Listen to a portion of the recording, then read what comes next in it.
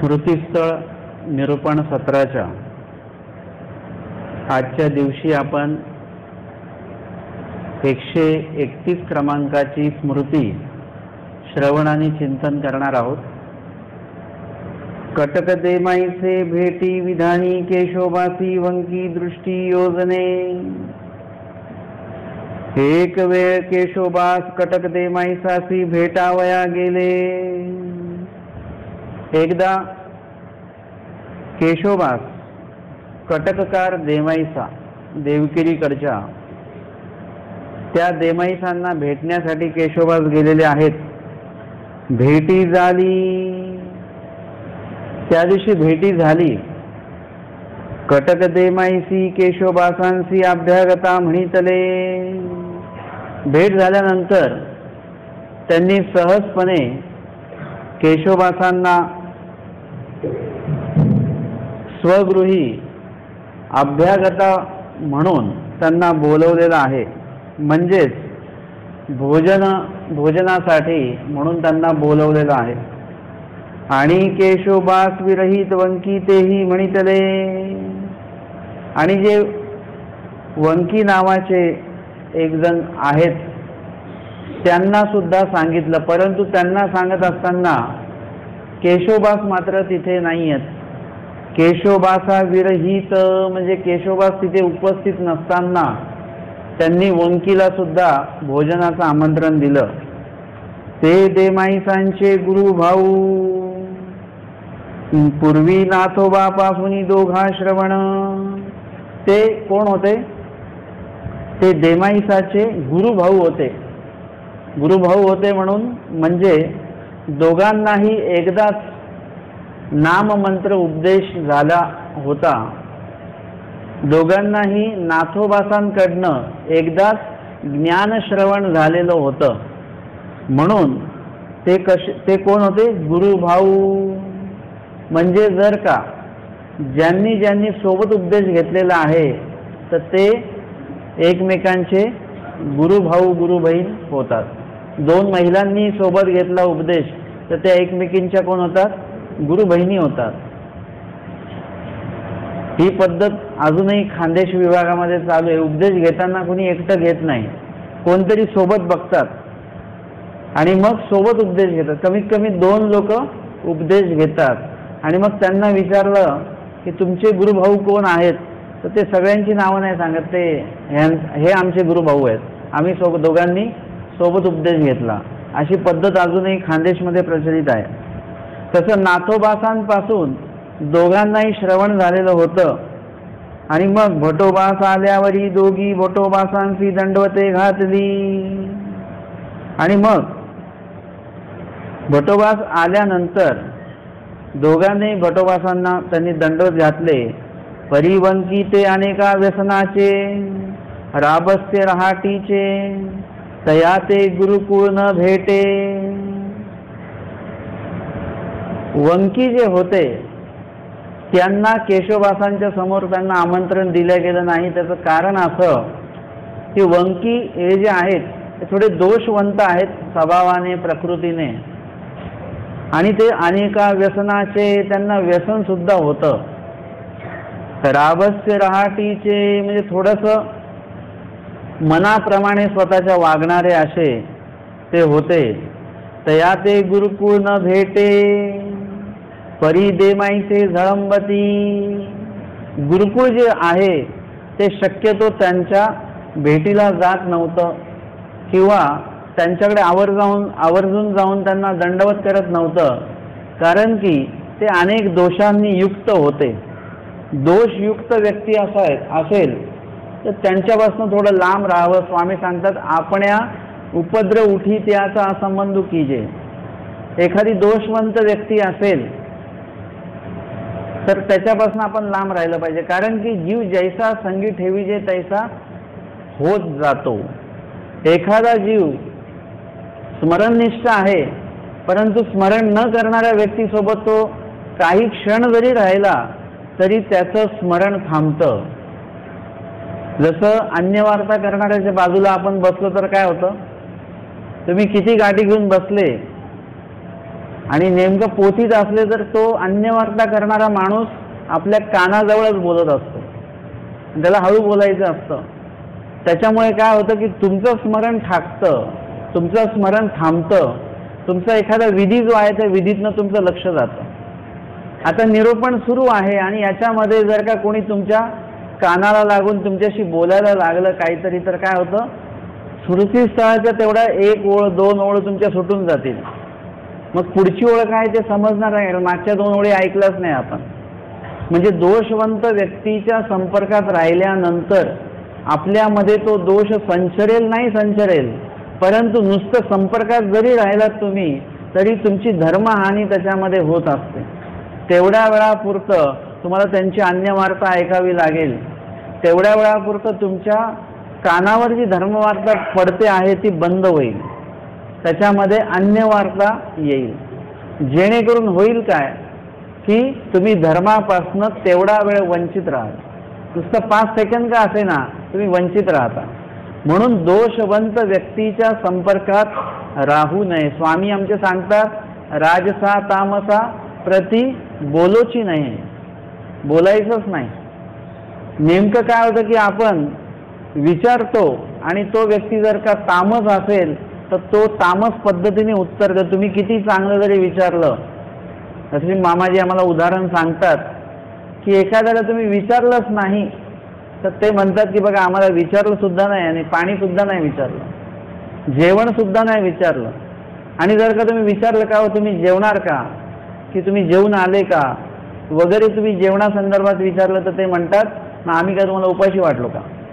म्हणजे तुम्ही कसंही बोललात, राजस तामस व्यक्तीसोबत, दोषवंत व्यक्तीसोबत तुम्ही जर का संवाद करण्याचा जरी प्रयत्न केला तरी ती व्यक्ती मात्र संवाद करत नसते. तामस व्यक्ती तामस पद्धतीने उत्तर देतो, त्याच्या बोलण्याचा जो काय हेका असतो तो तामस पद्धतीचा असतो आणि त्याच्यामुळे तुमची मनस्थिती सुद्धा बिघडते. प्रत्येकाशी तर एकदा आपल्याला बोलावंच लागेल, कारण की त्याशिवाय तर कळणारच नाही तो व्यक्ती कुठल्या गुणाचा आहे वगैरे वगैरे.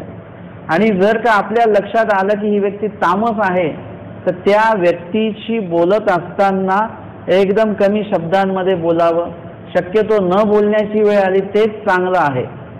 आणि म्हणून आपल्याला हा एक जो काही विधी अंतुल अविधी आहे, संवाद करायला जाणार परंतु असंवाद होणार, म्हणून दोषवंत व्यक्तीपासून लांब राहावं.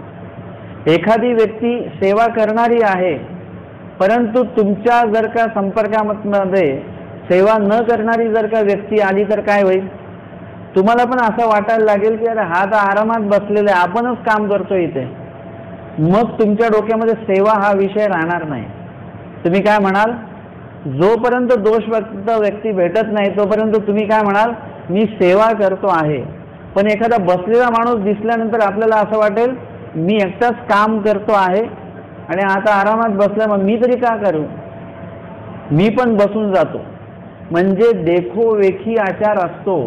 एखादी व्यक्ती स्मरण करत असेल तर दुसरी व्यक्ती त्याला बघून स्मरण करेलच असं नाही, परंतु एखादी व्यक्ती जर का दोष आचरण करत असेल तर त्याला बघून तो व्यक्ती सुद्धा काय करतो, दोष आचरण करायला सुरुवात करतो. त्यालाही वाटतं की हा करतो तर मी का करू नये. म्हणून संपर्क झाला की लगेच आपले अन्य कार्य सुरू होतात, दोष कार्य चालू होतात. म्हणून स्वामींनी आवर्जून सांगितलं की अन्य मार्गीयांचा संसर्ग न करावा. अन्य मार्गीय जे आहेत, अन्य राहटीचे जे आहेत किंवा अन्य मार्गीय जे आहेत म्हणजे उपदेश असून सुद्धा अन्य मार्गीय व्यवहार विधी जो आहे ते करत असतात, तर अशांपासून काय करायचं, लांब राहायचं. जेणेकरून काय होणार की तुमच्याकडे सुद्धा तो अन्य धर्म येईल. जरी तुम्ही विधी म्हणून तो करत असाल पण जर का तो अन्य भागातनं जर का आलेला असेल तर तो काय होणार आहे, अविधीच होणार आहे. म्हणून इथे आपल्याला हे दक्षता घेतली पाहिजे की दोषवंत व्यक्ती जे आहेत, दोषवंत जी जागा आहे, दोषवंत जी वस्तू आहे, दोषवंत पदार्थ असेल तर त्याच्यापासून लांब राहायचं.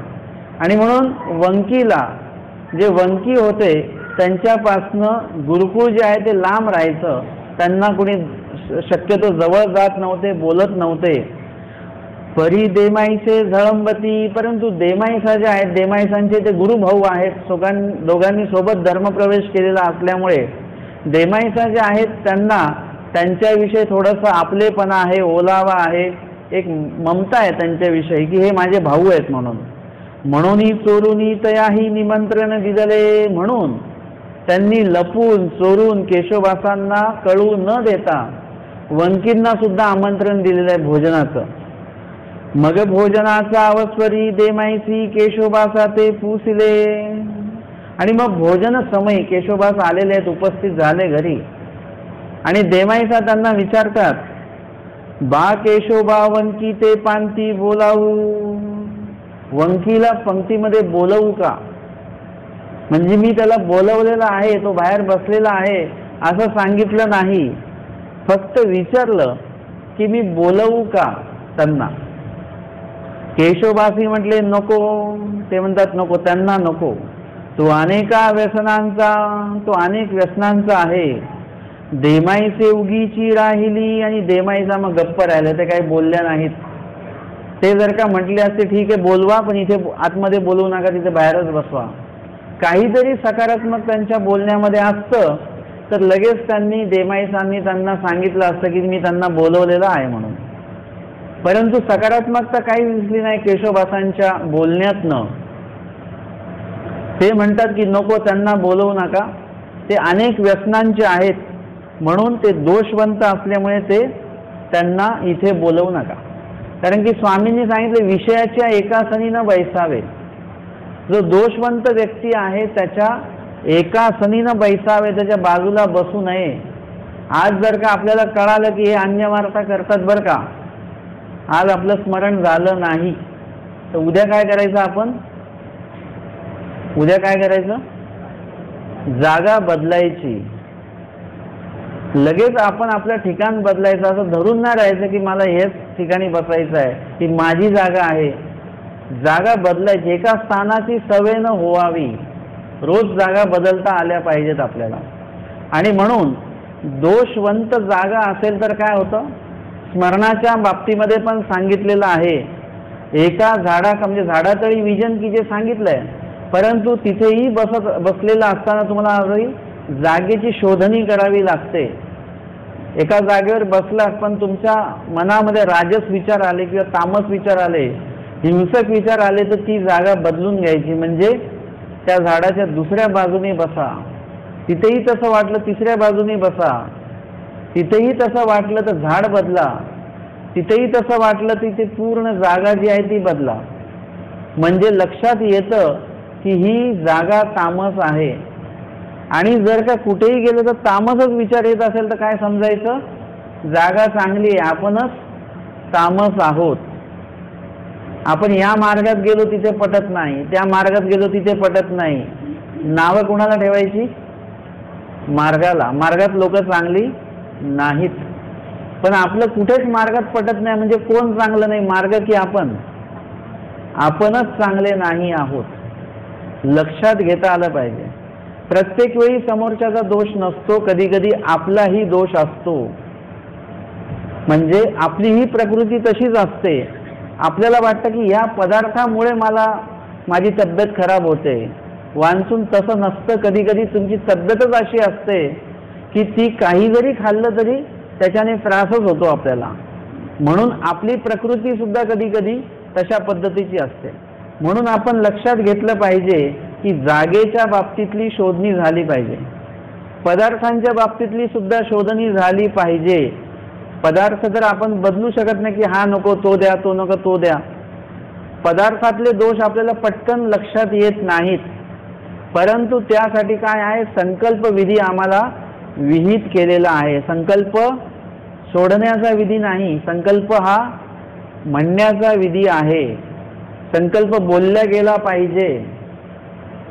काय बोललं गेलं पाहिजे? हे पवित्र, हे परमेश्वरा, हे जे पदार्थ राजस तामस हिंसक असतील ते आपण कृपादृष्टीने अवलोकन करून याला उचिष्ट प्रसाद आपला द्या, पवित्र करा.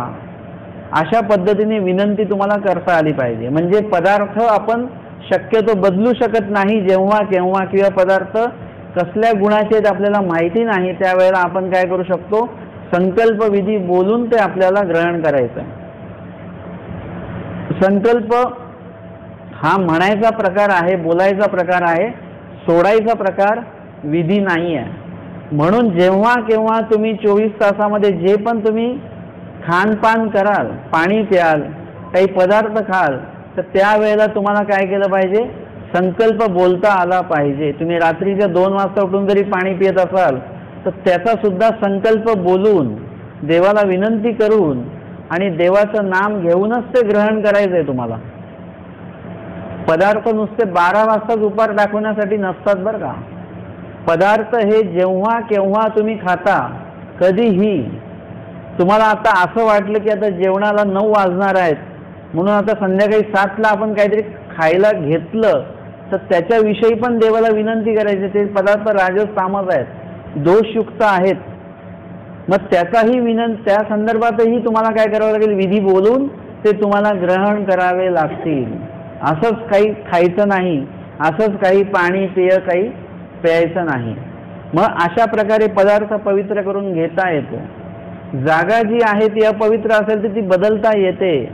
हिंसक जागा आहे का वगैरे ते बघावं आणि त्यानुसार तिथे बसायचं नाही बसायचं हे सगळं तारतम्य बघून त्या ठिकाणी आपण लक्ष देऊन ती क्रिया करायची आहे.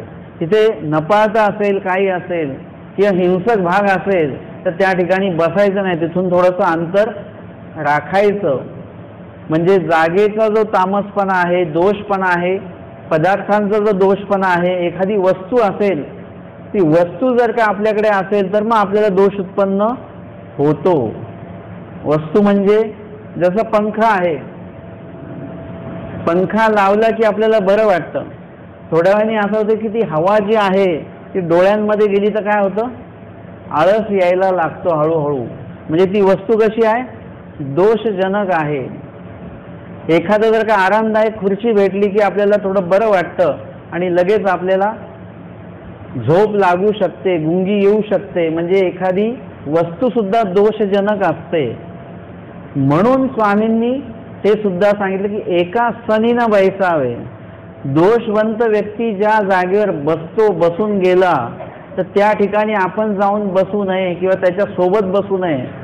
त्या ठिकाणी त्याचं मग ते कपड्याचं आसन असो, ते लाकडाचं आसन असो, त्याचं अजून कसलं आसन असो, त्या ठिकाणी आपण जाऊन बसलं तर त्याच्या संदर्भातले जे गुण किंवा दोष असतात त्याचा तिकडे काय झालेला असतो, संचार झालेला असतो. तिथे आपण जाऊन बसलो की आपल्यालाही तसंच होत असतं. म्हणून तो एक भाग लक्षात घेतला पाहिजे. आता या ठिकाणी देमाईसा जे आहेत, देमाईसा तर विनंती करतात, परंतु केशवदास का म्हणतात की त्यांना नका आणू, कारण ते जर का आले तर काय होईल की त्यांच्यामुळे आपलं मन अस्वस्थ होऊन जाईल. त्यांच्या वागण्याचा जर का थोडासा इकडे जर का हे आला, थोडासा कल इकडे जर का आला, म्हणजे जो व्यक्ती जिथे आला त्याचं ते वातावरण तयार होत असतं. पंखा लावला की तो भाग थंड होत असतो, कूलर लावला की तो भाग थंड होतो. कूलर एका बाजूला आहे पण त्याचा थंडावा पूर्ण घरभर पसरतो. तसं एखादी व्यक्ती आल्यानंतर त्यांचा गुण जो आहे, त्यांचा गुण सर्वीकडे पसरतो. एखादे अधिकरण आले, कोणी जाणकार व्यक्ती आले, चर्चक वासनिक जर का आपल्या घरामध्ये आले तर आपल्या घरातलं वातावरण बदलून जातं, बरं वाटतं आपल्याला. आमच्या बाईसांनी जसं म्हटलं की सांपे कवणी गोसावियांची भक्तजने न येती मज उबगू आला असे. तेव्हा स्वामी म्हणतात, बाई भक्तजन तर येण्याच्या तयारीतेच, पोचतीलच, तुम्ही तुमचं पाणी भात वगैरे सगळं तयारी ठेवा. बाईसांना काय वाटतं की सगळ्यांनी यावं, कारण की सगळे आल्यानंतर काय होतं की स्वामींना पूस प्रश्न केल्या जातात, काही शंका विचारल्या जातात, काही संदेह विचारल्या जातात आणि प्रवृत्तीच्या अनुरूप देवाला सुद्धा निरूपण करण्याची प्रवृत्ती होते. आणि त्याच्यामुळे काय होतं, बाईसांना सुद्धा थोडं निरूपण ऐकायला मिळतं, अजून सगळं वातावरण चांगलं राहतं. सगळं परमेश्वराच्या स्वामींच्या समोर बसून काही स्मरण करतात वगैरे वगैरे इत्यादी कारणामुळे काय होतं की संबंधित वातावरण अजून चांगलं होतं. आमच्या स्वामींना निरूपण करण्याची प्रवृत्ती असेल परंतु समोर कोणी नाही तरी सुद्धा स्वामी निरूपण करतात, कारण की स्तंभायका ते निमित्त करून बोलतात स्वामी. परंतु त्या वेगळं अजून पण आपण बघू शकतो की एखादी व्यक्ती जर का अधिकाराची असेल, योग्यतेची असेल, की ज्यांना निरूपण करावं अशी जर का त्यांची योग्यता असेल तर काय करतात परमेश्वर, त्यावेळेला परमेश्वराला निरूपणाची प्रवृत्ती होते. जसा जीव आला त्याची कणव आहे तशा प्रकारची, तर काय होतं त्यांना निरूपण करण्याची प्रवृत्ती होते. जसं तुमच्याकडे कोणी अधिकरण आले, कोणी साधू आले, कोणी वासनिक आले तर तुम्ही काय केलं पाहिजे, स्वतःहून धर्मचर्चा सुरू केली पाहिजे. कशासाठी, मी पहिल्या दिवशी सांगितलं स्वार्थी व्हायचं. आपण परमार्थाच्या बाबतीमध्ये स्वार्थी व्हायचं ते आपल्यासाठी लाभदायक आहे. तुम्ही जर का तुमच्या घरामध्ये ज्ञान चर्चा, शास्त्र चर्चा, धर्मचर्चा जर का घडवून आणली तर काय होतं, तुमचं घर पवित्र होतं. तुमच्या घरामध्ये जो राजस तामस हिंसकपणा आहे, दोष असेल कुठला, अस्वस्थता असेल तर ती निघून जाते. मग आपण आपल्या घरामध्ये काय केलं पाहिजे, धर्मचर्चा धर्मवार्ता घडवून आणली पाहिजे. महिन्यातनं एकदा का होईना आपल्या घरामध्ये वासनिक आले पाहिजे, साधू आले पाहिजे आणि धर्मचर्चा जी आहे ती मुख्यत्वे झाली पाहिजे. नुसतंच भोजन करायला आले, भोजन करून गेले असं नको. भोजन करता करता काहीतरी लीळेचा संदर्भ काढा, वचनाचा संदर्भ काढा, आपलं घर पवित्र करून घ्या. कारण की धर्मवार्ता प्रसंगी सर्वत्र अवस्थान असतं, तिथे स्वामींची कृपा दृष्टी येते. धर्मचर्चा करणाऱ्यांकडे परमेश्वर विशेष कृपा दृष्टीने अवलोकन करतात, त्या वास्तूकडे अवलोकन करतात आणि त्यामुळे काय आहे की आपण आपल्या घरातला धर्म वाढवला पाहिजे. कधी कधी असं होतं की मनात धर्म वाढवायला जातो पण घरात धर्म नसतो. त्याच्यामुळे काय होतं की आपण धर्माशी कनेक्ट होत नाही, मनामध्ये परमेश्वर येतच नाही, घरातलं वातावरण अस्वस्थ आहे. तुम्ही घरातलं वातावरण पवित्र करा, घरामध्ये तुम्ही सात्विकता निर्माण करा, आपोआप तुमचं वाचन, तुमचं स्मरण, तुमचं चिंतन जे आहे ते आपोआप तुमचं ते वाढत जाईल. म्हणून काही गोष्टी करण्यासाठी इतर काही गोष्टींचा बदल करणं गरजेचं असतं.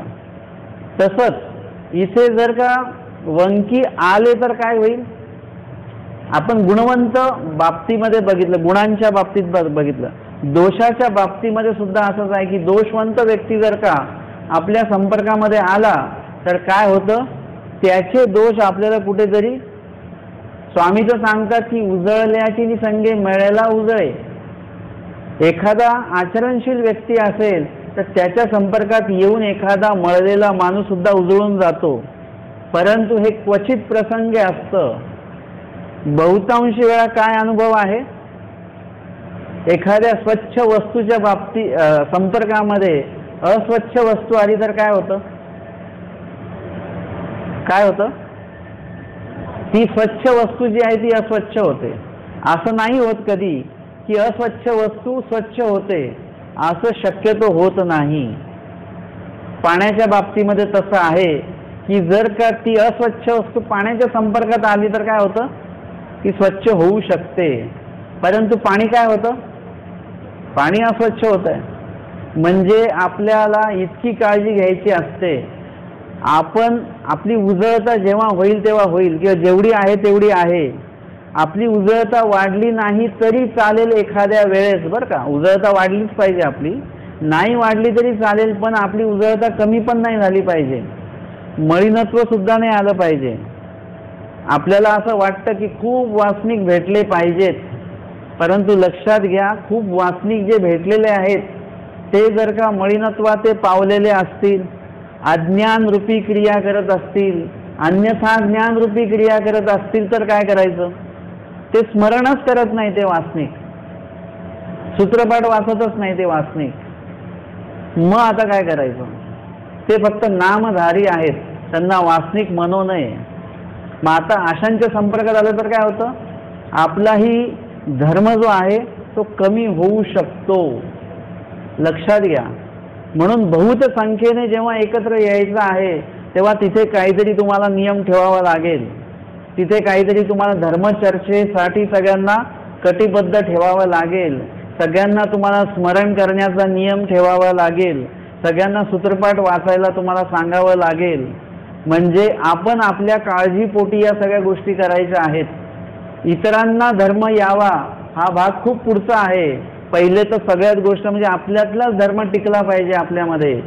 अनेकांच्या संपर्कात येऊन आपला धर्म मलिन झाला नाही पाहिजे. जसं आता मी खूप ठिकाणी बघतोय की अक्षता वाहनं आता बंद झालेलं आहे. परंतु तुमच्या संपर्कात जर का अक्षता वाहणारा आलाच तर काय होईल? तुम्ही म्हणाल की प्रवचनाला तर हे पण होते, ह्यांनी तर बंद नाही केलं, आपणच बंद केलं. परत तुम्ही पण काय कराल? जाऊ द्या आता बाबा तर गेले, परत येतील तेव्हा बघू काय ते. आणि तुम्ही सुद्धा मग ते व्हायला सुरुवात कराल. लोक म्हणतात की आम्ही काय वाचतोय? अन्न वाच नाही, अक्षता वाचो आहे. म्हणजे शेवटी काय आहे ते अन्नच आहे की नाही. म्हणजे दोष जो आहे तो लगेच आपल्याला संपर्कात येतो आपल्या. आपण लगेच दोषाच्या संपर्कात जातो आणि आपण मळीन होतो. म्हणून लक्षात घ्या की आपण कितीही उजळलेले असू तरी सुद्धा आपण सुद्धा मळीनत्वात पाहू शकतो. म्हणून या सगळ्या गोष्टींचा संदर्भ आपण घेतो आहोत. या ठिकाणी केशवबाग जे आहेत चांगले स्मरणनिष्ठ आहेत, आचरणनिष्ठ आहेत. त्यांना वंकीसारखे 10 लोक जरी येऊन बसले तरी काय हरकत आहे, आणि ते तर धर्मावर पक्के आहेत. तरी सुद्धा जाणकार व्यक्ती जो आहे तो काय करतो? स्वतःची काळजी घेतो, स्वतःच्या धर्माची काळजी घेतो, स्वतःच्या सात्विकतेची काळजी घेतो. दोष लागू नये आपल्याला त्याची काळजी घेतो. आणि म्हणून संपर्कातच यायचं नाही, म्हणजे पुढचा काही दोष घडणारच नाही. या दृष्टीने केशवबास म्हणतात की त्यांना आणू नका, त्यांना बोलवू नका, आणि त्या गप्प राहतात. मग केशवबासांची भीतरी ताट केले, केशवबास बैसले. आणि मग केशवबासांना त्यांनी काय केलं? भीतरी ताट केले, म्हणजे त्यांना आतमध्ये जेवायला त्यांना ताट तयार करून दिलं. त्यांना ताट वाढलं आणि त्यांच्या समोर ताट नेऊन ठेवलं. त्यांचा विधिविधान जो काय असेल तो केला. आणि मग वंकी तेही बोलावणी बाहेरी वासुरवांचे, कोठी येतू ठाव करूनी वाढिले. आणि तेवढ्यात कुशळतेने त्यांनी केशवबासांच्या लक्षात न येऊ देता काय केलेलं आहे की वंकींना सुद्धा बोलवलं. आता म्हणजे प्रत्येक जुन्या घरं अशी होती की त्यांना दोन्ही बाजूनी दारं असायची, पुढे पण आणि मागच्या बाजूने पण. मागच्या बाजूने ते गेले असतील आणि मुख्य खोलीमध्ये, मुख्य विभागामध्ये केशवबास बसले असतील, आणि ह्या मागच्या बाजूने जाऊन त्यांनी वंकीला बोलवलं आणि त्यांना त्या वासरवांच्या त्या गोठ्यामध्ये त्यांना बसवलं एका बाजूला. आणि मग बसवल्यानंतर कोठीयन तू ठाव करूनी वाढिले, त्यांना जागा करून दिली बसायला, त्यांना बसवलं, त्यांना वाढलं. देमाईचे भीतरी केशवबासा दंडवत घातले. मग देमाईचा लगबगीने आतमध्ये आल्या, केशवबासांना दंडवत घातले आणि बाहेरी येऊन वंकीची ही अनुज्ञा दिली. आणि केशवबासांचं जे भोजन जे आहे ते सुरू करून दिलेलं आहे की त्यांना सांगितलं आता दंडवत घातले आणि आपण प्रसन्नतेने स्वीकार करा. म्हणून केशवबासांना त्यांनी काय केलेलं आहे? प्रार्थना केलेली आहे. केशवबासांचं भोजन सुरू झालं आतमध्ये, लगबगीने बाहेर आल्या आणि वंकीला सुद्धा अनुज्ञा दिली की आता तुम्ही सुद्धा भोजन सुरू करा. आणि आपण लवलवोनी भीतरी आली आणि लगेच आतमध्ये त्या आल्या. तेव्हा घासू घेता समय वंकीन श्रीचक्र धरू ऐसे उच्चारिले. आणि वंकी जे आहेत आता केशवबास ज्या भागामध्ये बसलेले आहेत, जिथे बसलेले आहेत त्याच्याच मागे, त्यांच्याच त्या मागे, फक्त मध्ये काय आहे? भिंत आहे. त्याच्याच मागे वंकी बसलेल्या त्या भिंतीच्या मागे. आणि देमाईचा आतमध्ये आल्या. आता सगळं कुशळतेने झालेलं आहे. केशवबासांना काही समजणार नाहीये की वंकी आले जेवले, हे समजणार नाहीये. परंतु योगायोग असा आहे की वंकी जे आहेत वंकिनी पहिला घास घेताना काय म्हटलेलं आहे? श्रीचक्र धरुवाईचे उच्चारिले, देवाचं नाम घेतलं, जेवताना देवाचं नाम घेतलं पाहिजे असं स्वामींनी कुठे सांगितलेलं आहे? कुठल्या वचनात सांगितलं? कुठलं वचन आहे? शयनासनी. शयन, आसन आणि भोजन हे तीनही विसरते ठाय आहेत. इथे सगळ्यात जास्त आपण देवाला विसरू शकतो. आत्ताच्या घडीला जर का आपण बाहेरून कुठून आलो तर काय आठवेल आपल्याला? पहिले कूलर लावा. पहिले कोण आठवेल आपल्याला? कूलर आठवेल. नंतर मग थंड पाणी द्या, मग पाणी आठवेल. मग आपण बसू एकदम शांततेने आणि मग तेवढ्या कालावधीमध्ये देवाला आपण विसरलेलो असतो. हे झालं आसन. शयन म्हणजे तुम्ही खूप थकलेले आहात आणि जेव्हा तुम्ही पाठ टेकता त्यावेळेला काय होतं? तेव्हा झोप आठवते आपल्याला. म्हणजे त्यावेळी सुद्धा देव आठवत नाही. खूप कमी लोक असतील किंवा खूप असे दुर्लभ लोक असतील की ज्यांना अशा वेळेला सुद्धा देव आठवतो. आणि भोजन आहे, भोजनाच्या बाबतीमध्ये जर का आपल्या आवडीचं भोजन असेल तर देव आठवण्याचा काही प्रश्नच नाही आहे. असं होतं की कधी आपण जेवतो, कधी खातो आपण, असं होऊन जातं. आणि आपल्या नावडीचा पदार्थ असेल तर तेव्हा आपण तामस होतो की हेच बनवली का भाजी, आज दुसरी भाजी भेटतच नाही का? आणि आमचे स्वामी काय सांगतात? पात्री पडिले भोजन कीजे. कोणी? संन्यास घेतलेल्यांनी, फक्त दीक्षित लोकांनीच. संन्यास घेणाऱ्यांनी सुद्धा घरून ही रिहर्सल सुरू केली पाहिजे की पात्री पडिले भोजन.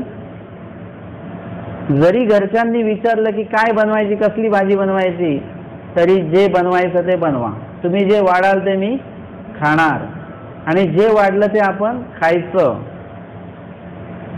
म्हणजे पात्री पडिले भोजन जर का इथे सवय लागली, जी भाजी आली ती खायची.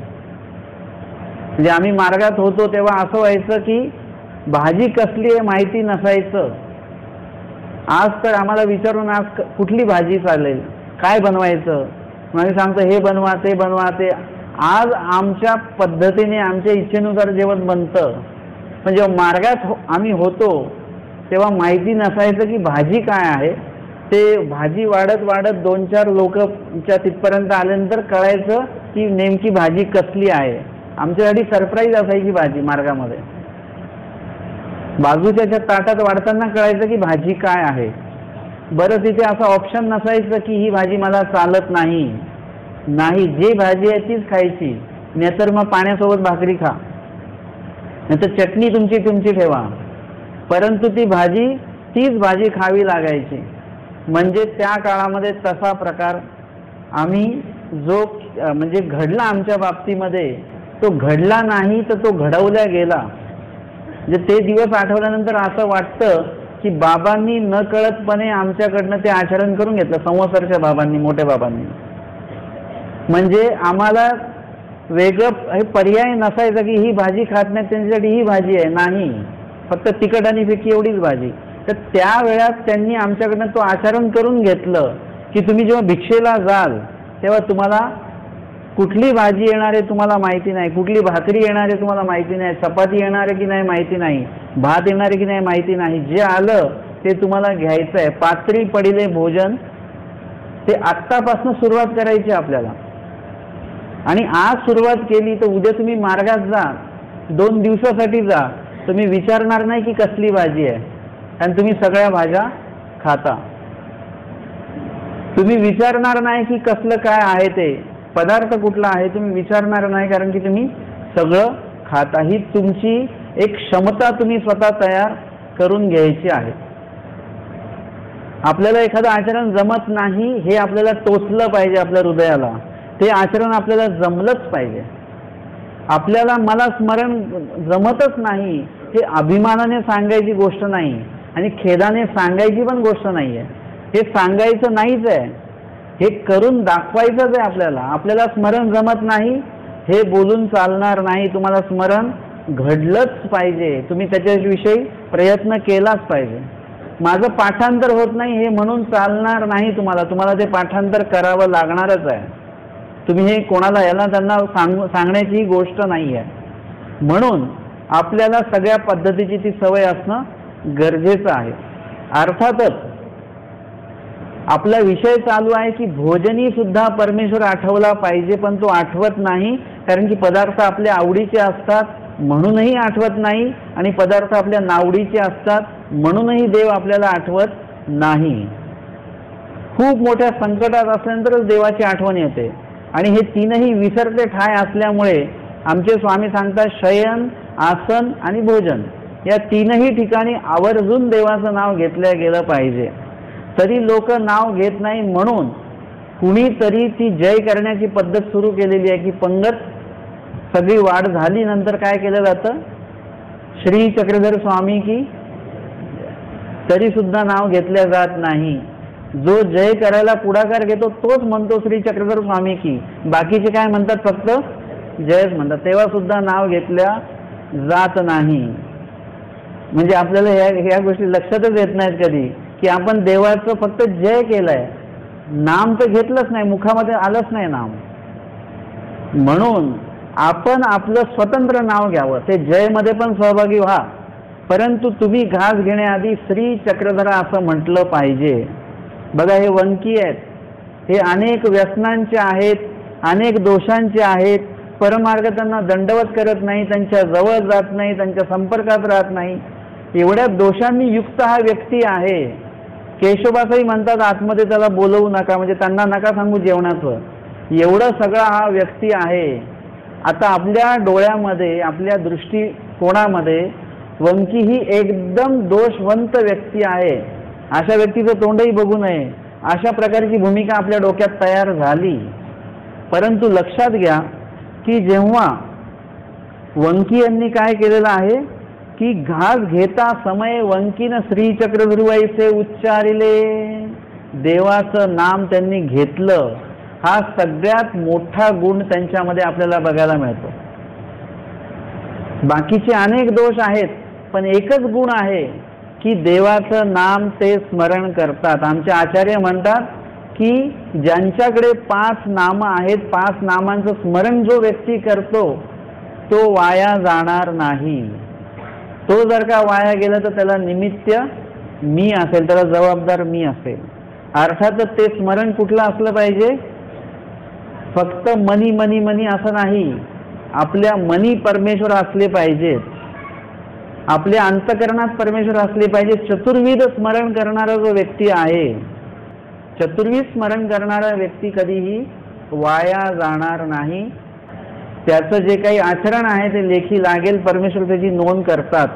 म्हणून नुसतीच गाठी फिरवू नका, नुसतंच नाम नका घेऊ. तुम्ही नाम घेऊनच राहिलेत ना, त्याच्यासोबत थोडी लीळा पण आठवून घ्या एखादी. एरवी आपल्याला काही काम नसतं, तुम्ही एकांत असं बसलेले आहात तर नाम तर घेतातच आहे, तर एखादी लीळा पण त्याच्यामध्ये आठवा ना. एखादी लीळा आठवली की त्याच्यात मूर्ती आपोआप येते, चेष्टा आपोआप येते. चतुर्विध स्मरण असंच होतं, आपलं सहजपणे घडू शकतं आपल्याला. त्याच्यामुळे काय होईल की चतुर्विध स्मरण करत असाल तर तुम्ही वाया जाणार नाही, तुमचं स्मरण वाया जाणार नाही, आणि तुमचं जन्म सुद्धा जो आहे तो वाया जाणार नाही. सगळ्यात महत्त्वाचं म्हणजे जन्म वाया गेला नाही पाहिजे. इथे वंकी जे आहेत अनेक दोषांनी युक्त जरी असे, पण एक महत्त्वाचा गुण त्यांच्याकडे असा आहे की ते नाम स्मरण करतात, देवाचं नाव घेतात, आणि त्यांनी ते नाम उच्चारण केलं, आणि उच्चारण केल्या केल्या ते केशवबासी ऐकिले, आणि ते केशवबासाने ते ऐकलं, त्यांच्या कानावर पडलं की कुणीतरी बाहेरच्या बाजूला श्री चक्रधर असं म्हटलेलं आहे. आमच्या आऊसा ज्या आहेत 6 महिने आमच्या स्वामींपासनं लांब होत्या, भांडून गेलेल्या होत्या. आऊसा अशी शिकीन होती की ती देवासोबत भांडून निघून गेलेली होती, आणि 6 महिने आमच्या देवाला ती विसरून गेलेली होती. आपल्याला ते वचन पटणार नाही, हे तुम्हा काळे करून वस्त्रतुल्य होईल का, कालांतराने तुम्ही देवाला विसरून जाल. हे जर का आज आपल्याला सांगितलं वचन तर तुम्ही म्हणाल आम्ही कधीच विसरणार नाही, आम्ही पिढ्यानपिढ्याचे उपदेशी आहोत. आपल्याला हे वचन खोटं वाटेल, पण आऊसांची ती लीळा वाचली की लक्षात येते की देवाने सांगितलं ते बरोबर आहे, देवाचं कुठलं वचन खोटं नाही. 6 महिने स्वामींची आठवणच नाही. आणि मग त्या दिवशी कोण 3 बाया आलेल्या, त्यांनी भोजन केल्यानंतर त्यांनी श्री चक्रधरा असं म्हटलं आणि ते नाम त्यांनी कानावर त्यांच्या पडलं आऊसांच्या. आणि मग आठवले की मी माझ्या देवापासनं 6 महिने लांब आहे. नुसतं सन्निधानापासनं, प्रत्यक्ष सन्निधानापासून लांब नाही, तर देवाला आठवण्यापासून पण मी लांब आहे. देवाचं नाव इतक्या दिवसात माझ्या मुखामध्ये आलं नाही, परंतु परमेश्वर नामामध्ये ती ताकद आहे. ते एक परमेश्वर नामाची ती एक विशेषता आहे की तुम्ही ते दुसऱ्यांनी जरी घेतलं आणि तुमच्या कानावर पडलं तर काय होतं, त्याचा बदल आपल्याला आऊसांच्या लेळेमध्ये बघायला मिळतो. लगेच मळीनत्व निघून गेलं, उजळता आली. इथे आहे, उजळल्याची मी संगे मळ्याला उजळे.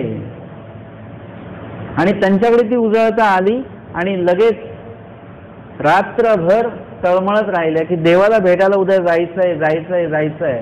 म्हणजे नाम इतकं महत्वाचं असतं. जर का मी नाम घेतलं तर जर का दुसऱ्याला जर का उजळता येणार आहे तर मला स्वतःला किती उजळता येईल ह्याचा विचार मी स्वतः केला पाहिजे. दुसऱ्याला जर का उजळता येते तर मला कितीतरी उजळता येईल, कारण ते नाम स्मरण मी स्वतः करतोय. म्हणून कमीत कमी इथे शांतता राहावी म्हणून नाही, पण स्वतःला उजळता यावी म्हणून तरी आपण काय केलं पाहिजे, नामस्मरण गपचूप केलं पाहिजे. म्हणजे इतरांशी बोलण्यात तुमचा वेळ घालवू नका, तुम्ही तुमचं नुकसान करू नका. स्मरण करा, तुम्ही स्वतःची स्वतः उजळता तुम्हाला येऊ द्या. अशा प्रकारचं नाम आहे की जे नुसतं कानावर पडलं, दुसऱ्यांनी उच्चारल्यानंतरही समोरच्याला उजळता येते. दुसरं उदाहरण स्मृतीस्थळामध्येच आहे की अपोलो जे आहेत ते विकल्पाला शरण गेलेले आहेत. देवता भजन पूजन ते करायला लागले. आमच्या महादाईसा ज्या आहेत आटनादिक्रमे तिथून आलेले आहेत आणि त्यांना असं वाटलं की इथे अपोलो आहे तर अपोलोला भेटावं, बघू काय करतो ते. आता स्वामींनी काय सांगितलंय, कुठल्या पहिल्या वचनात काहीतरी सांगितलं नातलगांविषयी. काय सांगितलं, विशेषतः त्याज्य सांगितलेलं आहे. संबंधियाचा संबंध विशेषतः त्याज्य सांगितला. तरी मग महादाईसा त्या वचनाचा भंग करून का गेले असतील, गेले नव्हते पाहिजे. परंतु का गेले ते, कारण की ती जबाबदारी महादाईसांनी स्वीकारलेली होती. ते भावाला भेटायला गेले नाहीत, एक अनुसरण घेणाऱ्या व्यक्तीला भेटायला गेलेले आहेत. त्याला तो जर का त्या दोषामध्ये असेल तर त्याला तिथून काढण्यासाठी म्हणून गेलेले आहेत. आपण आपल्या नातलगांना भेटावं, पण कशासाठी भेटावं, त्याला अधर्मातनं काढण्यासाठी भेटावं, त्याचा धर्म वाढावा म्हणून त्याला भेटावं. आपला भाऊ बंद आहे म्हणून भेटू नये, माझ्या देवाचा आहे म्हणून भेटावं. नातलग म्हणून त्याला दंडवत करू नये, माझ्या देवाचा आहे म्हणून भेटा, म्हणून दंडवत करा.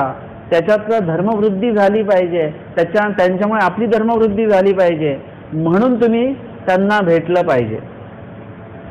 आणि आमच्या महादाईचा त्यांना भेटायला गेलेले आहेत. त्याच्या मागे भावाला भेटायचंय हे उद्दिष्ट नाही, नातलगाला भेटायचे उद्दिष्ट नाही, त्याच्यात त्यांची ममता आहे म्हणून भेटायला गेला असं सुद्धा नाही आहे.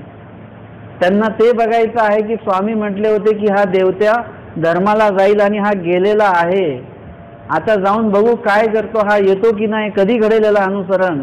महादाईसांना ती काळजी आहे आणि म्हणून गेल्या.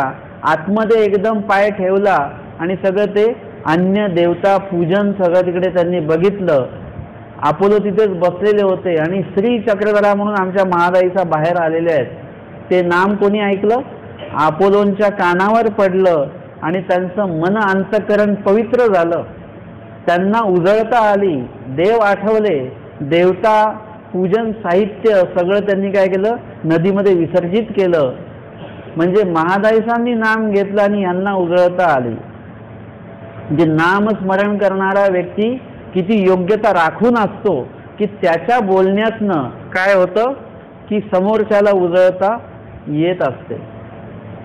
या ठिकाणी सुद्धा असंच झालं की वंकीने नाव घेतलं. आता पहिली जी काही 2 आपण गोष्टी बघितलेल्या आहेत ज्याच्यामध्ये मळीनत्व आलेला जो व्यक्ती आहे त्याला उजळता आली आहे, म्हणजे उजळल्याने नाम घेतलं आणि मळीनत्व आलेल्याला उजळता आली.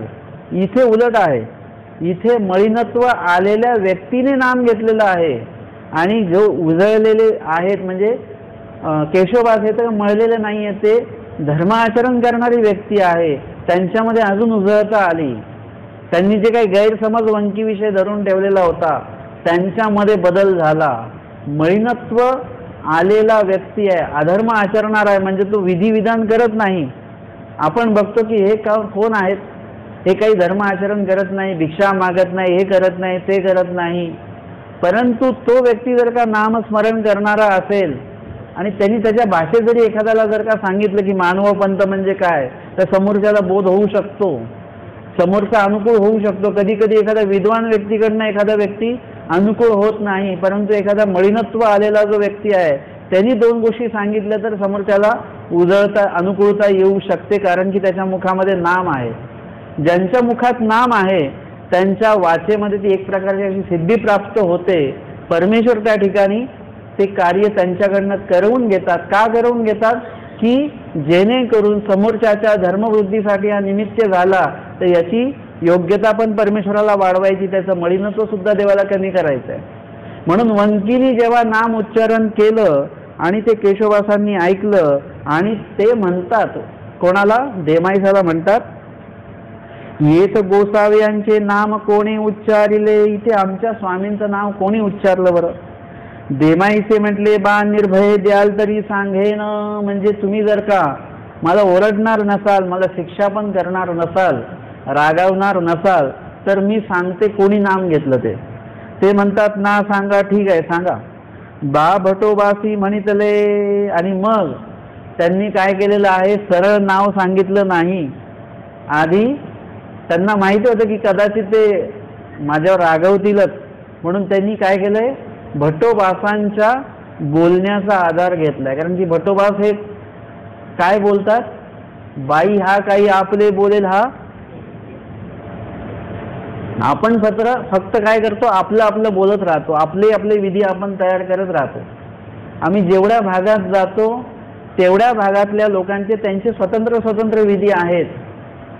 विदर्भामध्ये पण अमक्या भागामध्ये वेगळा विधी आहे, अमक्या भागात वेगळा विधी आहे, या भागात वेगळा विधी आहे. पुणे भागात गेले की त्यांचा वेगळाच विधी आहे.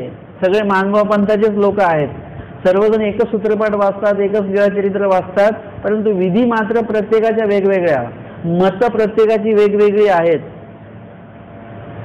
तसं या ठिकाणी असा वेगवेगळेपणा आपल्याला बघायला मिळतो. परंतु भटोबासांच्या बोलण्यामध्ये वेगळेपणा तुम्हाला कधीच ऐकायला मिळणार नाही. जे स्वामींचे वाक्य तेच भटोबासांचे वाक्य, स्वामींचेच वाक्य भटोबास म्हणतात. म्हणून प्रमाण पण देताना कुणाचं द्यावं, भट्टोबासांचं द्यावं. तुम्हाला अलीकडचं प्रमाण द्यायचं झालं तर भट्टोबासांचं द्यावं, कारण भट्टोबास जे बोललेत, स्वामींचे जे जे वाक्य त्यांनी गुरुकुळापर्यंत पोहोचवले तेच वाक्य स्मृतीस्थळ, वृद्धाचार आणि मार्गरूढीमध्ये आलेले आहेत. त्याच्या व्यतिरिक्त कुठलाही शोक्तीचा विधी आचार्यांनी केलेला नाही. म्हणून या ठिकाणी त्यांनी प्रमाण भटोबासांचं दिलं की आचार्य म्हणतात, सृष्टीमध्ये ईश्वर दुर्लभू का ईश्वराचे चिंतितो दुर्लभ. आचार्यांनी काय म्हटलेलं आहे की सृष्टीमध्ये कोण दुर्लभ आहे बरं? परमेश्वर दुर्लभ आहे की परमेश्वराला आठवणारा दुर्लभ आहे?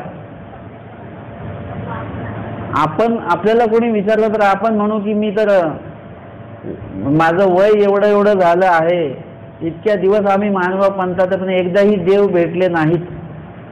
म्हणजे कोण दुर्लभ झालं? देव दुर्लभ झाले, देव भेटत नाहीत. परंतु वास्तविकता तसं नाही आहे. वास्तविकता देव दुर्लभ अजिबातच नाही आहे. देव पाहिजे तिथे उपलब्ध होतात, पाहिजे तिथे उपस्थित होतात. देव म्हणजे विशेष नाही बरं का. नाही तर लोक म्हणतात की आम्हाला विशेष पाहिजे, लगेच तुम्हाला विशेष उपलब्ध होतो. आता त्याच्यामध्ये चायनाचे विशेष सुद्धा आलेले आहेत. चायनाचे म्हणजे कसे, नकली विशेष, हे विशेष नाही आहेत, पण त्या भागातले पाषाण आणून ते सेम असतात, तसेच असतात सगळे ते पाषाण, ते तुम्हाला दिले जातात आणि तुम्ही सुद्धा ते विशेष म्हणून ते, आणि तुम्हाला पाहिजे असते विशेष. आपल्याला हे विशेष नको आहेत. आता आपल्याकडे आहेत ना विशेष, जेवढे विशेष आहेत तेवढे आपले खात्रीचे आहेत, तेवढेच आपल्याकडे असले पाहिजेत.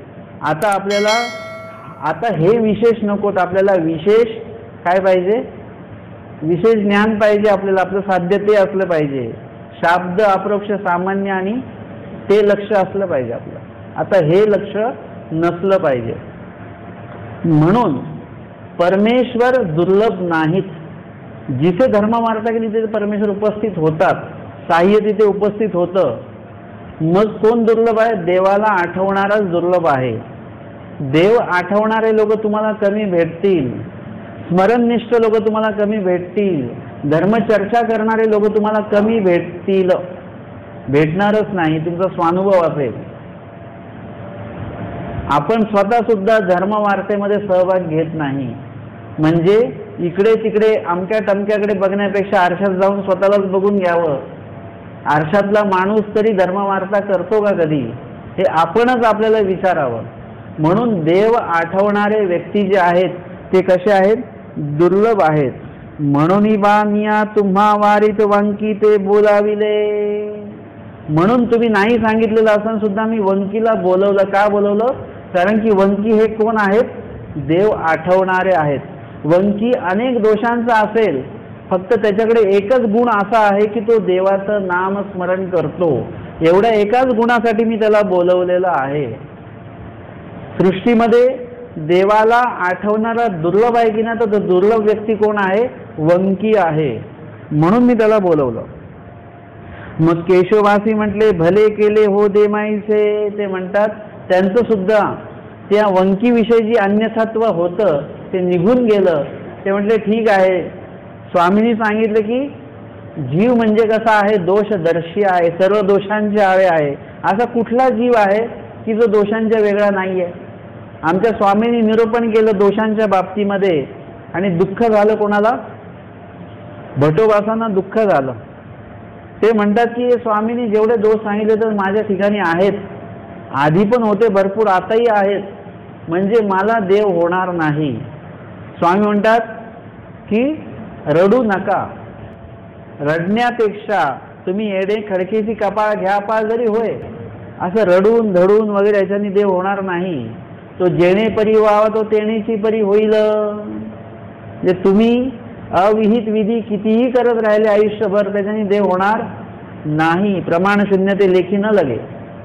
जे देवाने सांगितलं की जेणे परी व्हावा तेणेची परी परमेश्वर तुम्हाला होईल, त्याच्या व्यतिरिक्त तुम्ही जर का दुसरा रस्ता धरलात आणि कितीही किलोमीटर चालले तरी तुम्ही त्या परमेश्वरापर्यंत पोहोचू शकत नाही. योग्य मार्ग धरला तर जास्त अंतर चालावं लागत नाही, लगेच परमेश्वरापर्यंत पोहोचतात, किंवा परमेश्वरच तुमच्यापर्यंत पोहोचणार आहेत. आणि म्हणून ते म्हणतात भले केले हो देमाईचे, आता जा जया तया ते बोलावा. म्हणजे तुम्ही भलं केलं, चांगलं केलं, त्यांना बोलवलं, आणि मला त्यांच्याविषयी जी काही दोषता होती, म्हणजे एखादी व्यक्ती दोषवंत असे ना का, आपण त्याच्याविषयी दोषयुक्तता केली नाही पाहिजे, आपण त्याच्याविषयी दोष आपल्या मनात ठेवला नाही पाहिजे, आणि आपण आपला प्रसव वाढवत वाढवत नेला नाही पाहिजे. एखादी व्यक्ती स्मरण करत नसेल करत, आपण त्याच्याविषयी काही बोलायची काही गरज आहे का? देवाने आपल्याला कॉन्ट्रॅक्ट दिलाय का की जा बरं खालती जाऊन बघून या मृत्यू लोकांमध्ये कोण कोण स्मरण करत नाही आणि आम्हाला यादी पाठवा? देवाने सांगितलं तुम्हाला असं कोणाला? कोण आचरण करत नाही याच्याशी मला काहीच घेणं देणं नाही. तसं मी पहिल्या दिवशी सांगितलं, आजही मी सांगेन, कोण अन्य वार्ता करते त्याच्याशी मला काहीच घेणं देणं नाही. माझं लक्ष एवढंच आहे की इथे बसल्यावर माझी धर्मवार्ता झाली पाहिजे. मला जे प्रमाण आठवतं ते लीळाचरित्रातलेच आठवले पाहिजेत, वचन बोलल्या गेलं पाहिजे, माझी धर्मवार्ता झाली पाहिजे. एवढंच फक्त मी या स्वार्थाने इथे बसलेलो आहे. बाकी तुम्ही काय कराल हा तुमचा प्रश्न आहे. म्हणून देमाईसांना ते म्हणतात की तुम्ही त्यांना घेऊन या, बोलावा, कारण की ते धर्मवार्ता करत आहेत, देवाचं नाम उच्चारण करत आहेत, हेच खूप महत्वाचं आहे. आणि त्यांचं ते अन्यतत्व त्यांच्याविषयीचं फिटलं, आणि मग त्या गेल्या, त्यांना बोलवलं. वंकी सेणे माती अंग माखोनी केशोबाचा आड पडले. आणि बघा आत्तापर्यंत या स्मृती निम्मी होईपर्यंत आपल्या मनामध्ये वंकीविषयी काय काय भाव निर्माण झाले, वाईट भाव निर्माण झाले. परंतु बघा, हे वंकी जे आहेत ते अंतरून कसे वेगळे आहेत की त्यांना बोलवलं, पाठवलं आणि ते आले, पण ते आले की सरळ नुसते नाही आलेले आहेत, ते अंगाला शेण माती लावून आलेले आहेत, प्रायश्चित केलेलं आहे त्यांनी तिथे. आधीच्या काळामध्ये प्रायश्चित करायचं असेल तर अशा पद्धतीने करावं लागायचं, नुसतंच रडून चालत नाही. एकच दिवस कशाला? प्रायश्चित किती वेळ असतं? 1 तास, सव्वा तास, 1.5 तास असतं.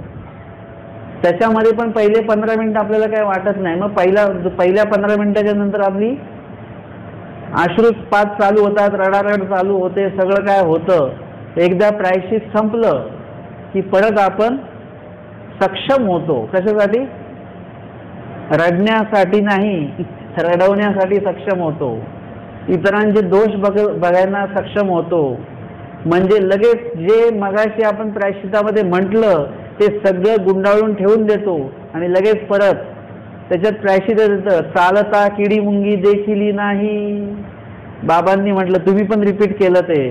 चालता किडी मुंगी बघितली नाही, किड्या मुंग्यांवर पाय दिला. बाबा म्हणतात आठवा ते. आपण पण आठवतो, रडतो आणि प्रायश्चित संपलं की धडाधड घरी जायला निघतो. पायाखाली किती मुंग्या मेल्या, काय मेल्या, आपली दक्षता नाही. प्रायश्चित हे नाही आहे. प्रायश्चित ते आहे की जे बोललात त्याला जागलं पाहिजे, ते आचरणात आलं पाहिजे. आणि आधीच्या काळातले प्रायश्चित अशा प्रकारचे असायचे की अंगाला शेण माती लावून आणि ज्याच्याकडे प्रायश्चित करायचं त्यांच्यापुढे आड पडायचं. म्हणजे मी इतका मळीन आहे, मी इतका दोषी आहे की मी माझ्या स्वतःच्या अंगाला शेण माती लावून तुमच्याकडे प्रायश्चित करतो आहे. लीळाचरित्रामध्ये पण येतं. कोणी केलेलं ते प्रायश्चित? पद्मनाभींनी ते प्रायश्चित केलेलं होतं. परमानुभव देवांचं अंतकरण, त्यांच्या शिष्यांचं अंतकरण दुखावलं, त्याच्यामुळे स्वामींनी त्यांना प्रायश्चित करायला सांगितलं. अशा प्रकारचा प्रायश्चित वंकींनी केलेलं आहे की अंग माखोनी केशोबास आड पडले. अंग माखोनी केशोबासा म्हणजे केशोबासांच्या समोर ते आड पडले, दंडवत घातले आणि ते म्हणतात, बा माझे सकळ अपराध उपसहावे. माझे काय दोष असतील ते उपसहावे म्हणजे जरा क्षमा करा, माफ करा. केशोबासी म्हटले उपसाहिले, ठीक आहे आम्ही माफ केलं तुम्हाला. आता येथून पुढीलाची रेग आणि मागीलाचा अनुतापू. नुसतंच आम्ही माफ केलं म्हणजे झालं नाही. तुम्हाला स्वतःला दक्षता घ्यायची आहे की पुढीलाची रेघ म्हणजे पुढे आता तुम्ही जे आचरण करणार आहे त्याच्यामध्ये तुमच्या मर्यादा आता असल्या पाहिजेत. दोषांच्या म्हणजे अलीकडे धर्म आहे, ती धर्माची जी रेष आहे त्याच्या पलीकडे अधर्म आहे, त्या रेषेच्या पलीकडे. तर तुम्ही ती रेष ओलांडायची नाही, ती मर्यादा ओलांडायची नाही, अधर्माकडे जायचं नाही, दोषाकडे जायचं नाही, धर्माच्याच कक्षेमध्ये राहायचं, धर्माच्याच मर्यादेमध्ये राहायचं. आणि मागीलाचा अनुताप म्हणजे पुढे आचरत असताना दोष नव्याने आला नाही पाहिजे. आणि मागीलाचा अनुताप म्हणजे मागील दोषांचं प्रायश्चित हे लक्षात राहिलं पाहिजे की मी आधी काय केलेलं आहे. आमचे स्वामी कोणाला म्हणतात? बाई तुम्ही आधी काय केले, पूर्वी काय केलं? कोणाला म्हणतात? महादाईसांना, बाईसांना म्हणतात. बाई तुम्ही पूर्वी काय केलं आमच्यासोबत? बाईसांना ते आठवतं, विसरले नाही बाईसा. आपण शक्यतो स्वतःचा दोष विसरून जातो. मी कधी खोटं बोललो? मी कधी तुम्हाला आवाज चढवून बोललो? मी कधी ओरडलो तुम्हाला? आपल्याला आपले दोष आठवत नाही, पण बाईसांना शेवटपर्यंत स्वतःचे दोष आठवत होते. स्वामी म्हणायचे बाई तुम्ही काय केलं? बाईसांना ते सगळं आठवायचं. पाय पुसणं बसायला दिलं, अमकं केलं, शिळं अन्न खायला दिलं, सगळं आठवायचं. बाईसा जळायच्या अंतकरणाने. प्रायश्चित बाईसांचं चालूच आहे, जेव्हा जेव्हा आठवेल तेव्हा तेव्हा प्रायश्चित असायचं. अशा पद्धतीने इथे ते म्हणतात की मागीलाचा अनुताप म्हणजे मागे जे दोष केले, निर्वेद, अनुताप, अनुशोच आणि आर्त. आता याच्यामध्ये अनुताप म्हणजे प्रस्तुत दोषांविषयी दुःख करणे असा त्याचा अर्थ आहे. निर्वेद म्हणजे मागील दोषांचा पोळ, अनुताप, अनुशोच म्हणजे पुढील दोषांच्या संदर्भामध्ये देवाकडे क्षमा मागणे, ते दोष घडू नये म्हणून विनंती करणे, दक्ष राहणे. परंतु इथे अनुताप म्हणजे काय आहे? एक सरसकट अर्थ आहे अनुतापाचा म्हणजे दुःख असणं, दक्ष असणं, आणि त्या दोषांविषयी काय केलं पाहिजे, आपण लांब राहणं. असा मागीलाचा अनुताप असेल तर तुम्हाला दुःख सतत कायम राहतं की मी हे मागे दोष आचरण केले. परद्वार्याचा सप्तव्यसनीयाचा संसर्ग न करावा. आणि परद्वार म्हणजे वाईट मार्गाकडे जाणाऱ्या लोकांकडे तुम्ही त्यांच्यासोबत चालू नका, राहू नका, सहवास करू नका. आणि सप्तव्यसनीयांचा संसर्ग न करावा. जे सप्त व्यसन करणारे जे लोक आहेत त्यांचा संसर्ग करू नका, त्यांच्यासोबत राहू नका. त्यापाशी उभे न ठाकावे. त्यांच्या सोबतच राहायचं नाही का, फक्त बाजूला उभं राहिलं तर चालेल न. ते म्हणतात की त्या पाशी उभे न राहावे. जे तुम्ही प्रवास करत आहात आणि एखादा दोषवंत व्यक्ती आपल्या लक्षात आला तर त्याच्यापासून थोडं दूर अंतर जाऊन उभे राहा. शक्य असेल तेवढं त्याचा संसर्ग तुम्ही टाळा. जसं कोरोना काळात तुम्हाला कळालं की नाही, या माणसाला सर्दी आहे, तुम्ही काय केलं, लगेच त्याच्यापासून तुम्ही उभे न ठाका. म्हणजे त्याच्याजवळ उभं राहायचं नाही. फक्त कोरोना ज्याला आहे त्याच्याच जवळ उभं राहू नये का ना. ज्याच्याकडे सप्त व्यसनादी सगळे दोष आहेत त्याच्या सोबत सुद्धा उभं राहायचं नाही. काही वेळासाठी सुद्धा उभं राहायचं नाही. तुम्ही काही वेळासाठी जरी एखाद्या दोषवंत व्यक्तीकडे गेलात तर लगेच आपण दोषयुक्त बोलणं आपलं चालू होतं. जसं आहे की स्वामी सांगतात राजस तामस ठिकाणी जायचं नाही, असं स्वामींनी सांगितलंय. का जायचं नाही, जर का आपण रस्त्याने चालले, गर्दी दिसली आणि मग लक्षात आलं की आपण विचारतो, आपण काही सरळ जात नाही निघून, आपण तिथूनच बघत बघत पुढे जरी गेले तरी मागे वळून वळून बघतो की काय आपल्याला कळेल का इथे गर्दी का घडलेली आहे ती. मग आपल्याला राहवत नाही, कारण की घरी गेल्यानंतर मग बेचैनी राहील, स्मरणात मन लागणार नाही की गर्दीत काय झालंय आपल्याला माहिती पडलंच पाहिजे. मग आपण कोणातरी विचारतो की काय झालं, ते म्हणतात एका पोराला पकडलं, तो चोरी करत होता, त्याला मारतायत सगळे. तेव्हा आपण काय बोलतो, चांगलाच मारला पाहिजे असं पोरांना. लोकांना लुबाडतात हे लोक. म्हणजे तुम्ही मगाशी मंदिरात न गेलात, स्मरण करत करत घेतलात, लीळा आठवत आठवत चाललात आणि नुसतंच तुम्ही एखाद्या तामस गर्दीच्या जवळ जर का थोडा वेळ जरी गेलात, एका मिनिटासाठी, एका सेकंदासाठी, तरी तिथला प्रभाव लगेच आपल्यावर होतो. आणि ही बातमी कोणी दिली की लगेच आपण पण आपलं वाक्य त्या आहुतीमध्ये, त्या वाक्या, त्या यज्ञामध्ये आपल्या वाक्यांची पण आहुती देऊन टाकतो की काय केलं पाहिजे, मारलंच पाहिजे यांना. आता आपल्यालाही बोलायची गरज आहे का, ते त्यांचं काम करतायत. तुम्ही काय केलं, मानसिके पण केलं, आता वाचिके पण केलं, आता परत पुढची क्रिया आपली बाकी आहे. उद्या आपण एखाद्याला काहीतरी मार देऊन बसू, ताडण देऊन बसू, मानसिक वाचिक दोष झाला म्हणून गप्प राहा. मानसिके होत असेल तर होऊ दे, आपण वाचिके तरी होऊ देऊ नका. मानसिक जे कार्य आहेत त्यांना प्रतिबंधित करा तिथेच मनामध्येच. म्हणून तो एक भाग लक्षात घेतला पाहिजे. इथे सांगतात की त्यापाशी उभे न ठाकावे. का ठाकू नये, त्याचं कारण हे आहे, जो तामस व्यक्ती आहे त्याच्यासोबत तुम्ही राहा.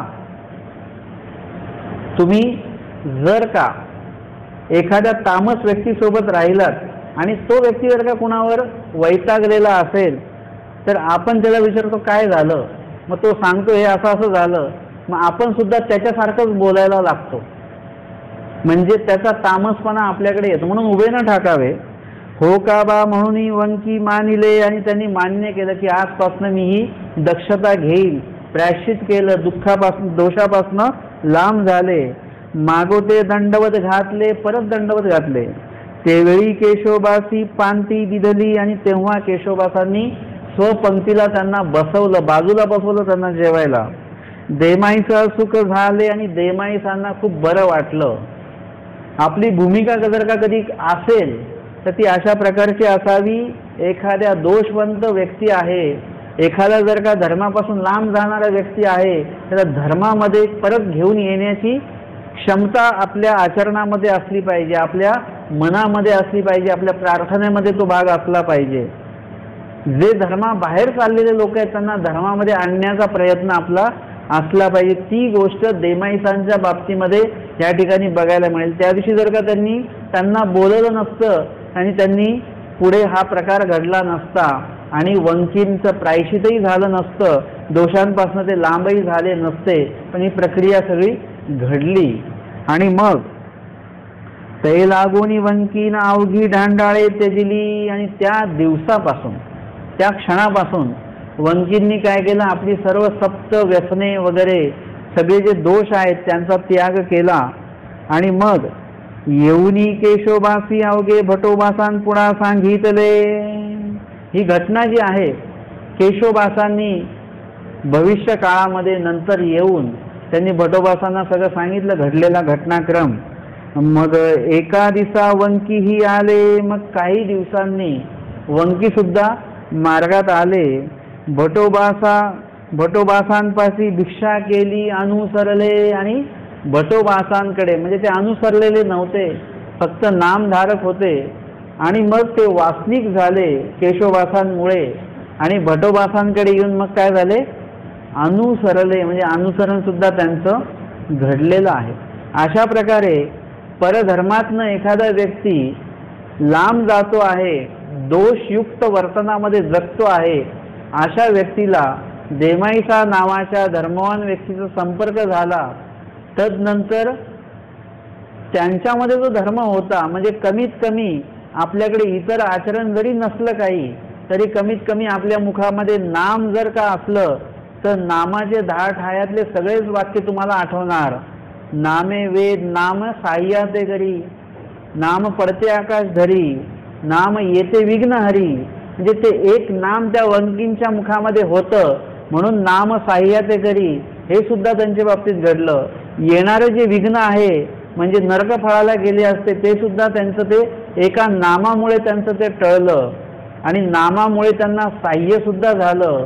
नाम प्राप्ती ते करी, नामामुळे त्यांना केशोबासांचं जो काही सहवास आहे तो प्राप्त झाला, प्रायश्चित प्राप्त झालं, केशोबासांसोबत बसून भोजन करण्याची संधी प्राप्त झाली, त्याच्यानंतर दोष त्याग करण्याची संधी प्राप्त झाली, आचरण करण्याची संधी प्राप्त झाली, भटोबासांना भेटण्याची संधी प्राप्त झाली, अनेकांना दंडवत जवळून करता आला. आणि सोबतच अनुसरणाची सुद्धा नामे, अनुसरण जे सांगितलं ते सुद्धा त्यांना घडलं. एक फक्त नाम घेतलं, बाकी काहीच केलं नाही यांनी. नुसतं एकदा नाम घेतल्यामुळे वंकींचं आयुष्य बदलून गेलं, अनुसरण घडलं. आणि पुढे त्यांनी काय आचरण केलं असेल त्यानुसार त्यांचा धर्मसिद्धी त्यांची पुढे झालेली असेल. तर आजच्या या सत्रामध्ये आपण 131 क्रमांकाची ही स्मृती जी या ठिकाणी श्रवणाने चिंतन केलेली आहे. दंडवत हो.